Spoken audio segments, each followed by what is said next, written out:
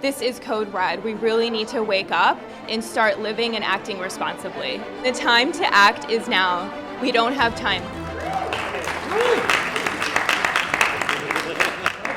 I'm Dr. Scarlett Magda, a veterinarian and founding president of Veterinarians International. Thank you, Evie, for making space for the animals tonight, because they don't have a voice, and I'm here to change that. It is my wish that after I walk you through these 8 slides, you will look at animals and the world differently. When I was a veterinary student, it was my dream to work with Asian elephants.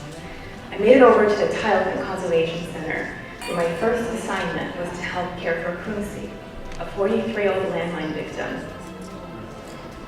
We would go on daily walks together, and she would walk gingerly on her partially blown-up foot.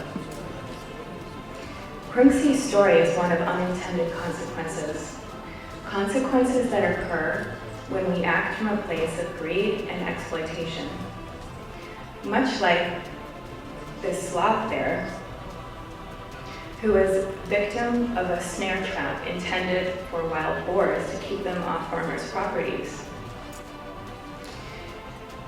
Not all animals that are impacted by our decisions present like Krungsee and the sloth bear.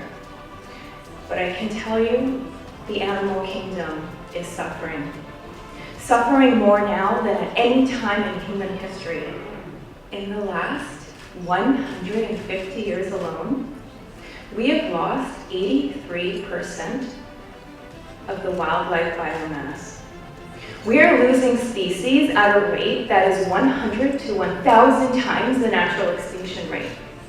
Humans and livestock now make up 96% of the mammalian biomass. That leaves just 4% for everybody else. Well, you might say to me, Dr. Scarlett, I don't really care about animals. I never really did. Well, I don't really understand how that's possible, but that's okay.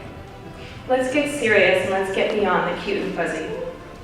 Something you must know is that more disease comes from animals than any other source. In fact, 75% of emergent infectious diseases come from wildlife.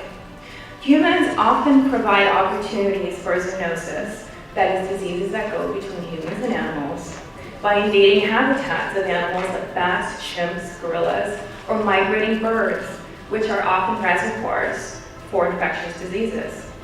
Leptospirosis is the most common zoonotic disease on the planet. You can even find it here in Central Park and all the way in China. Your dog can pick it up, so can you from your dog. It can cause life-threatening liver and kidney failure. Deforestation has been attributed to being the #1 source of zoonotic disease emergence. When people clear forests for agriculture, lumber, or their homes, forests become increasingly fragmented, increasing the chance that humans and their livestock coming into contact with wildlife can contract disease. Now let's remember what the biggest driver of deforestation is: agriculture, including cotton for clothing. As the human civilization expands, the potential for a pandemic, another one, increases.